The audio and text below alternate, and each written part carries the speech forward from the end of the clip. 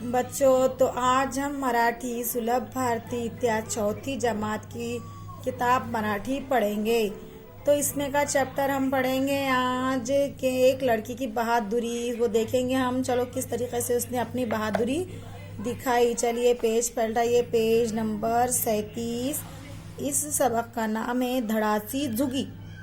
झुगी नाम है इस लड़की का। जो धड़ासी का मतलब होता है बहुत हिम्मतदार, हिम्मत वाली लड़की। धड़ासी झुगी नाम है उसका।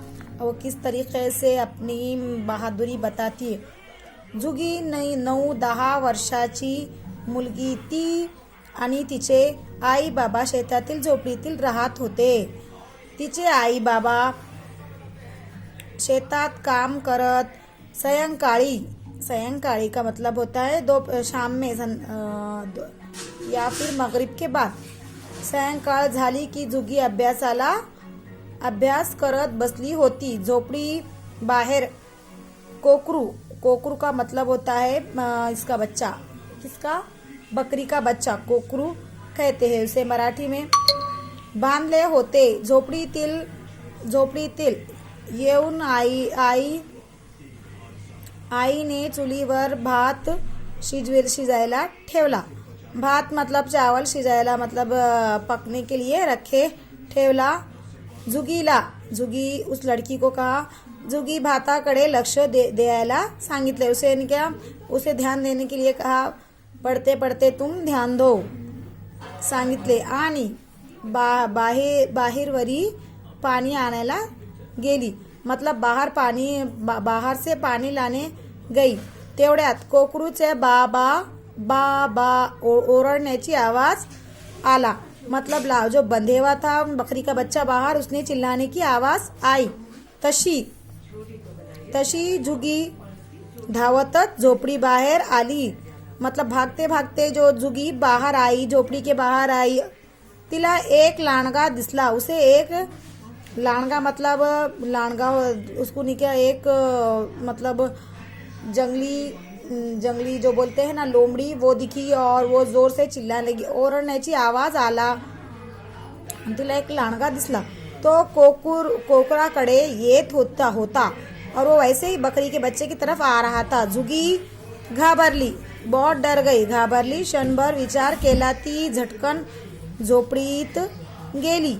झुगीला चुलीतील जळत लाकूड घेऊन बाहर आली। झुगी जलता हुआ लकड़ा मतलब जो चूल्हे में जल रहा था वो लेकर आई।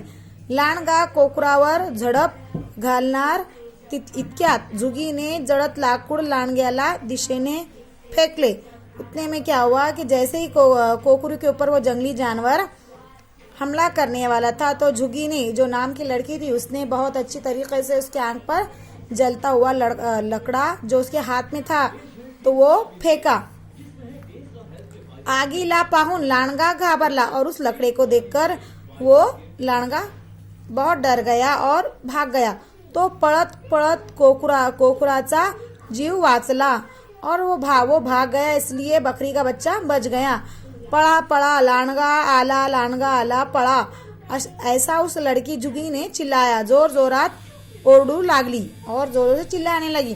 तिच्या आवाजाने शेतातील काम करणारे बाबा धावत आले। आई ही आली।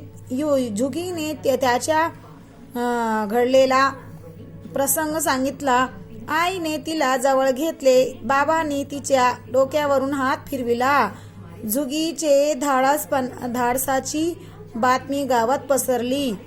गावाच्या सरपंचाची तिची पाठ थोपटली। शाळेतील शिक्षकांनी, मुख्याध्यापकांनी तिचे धाडस कौतुक केले।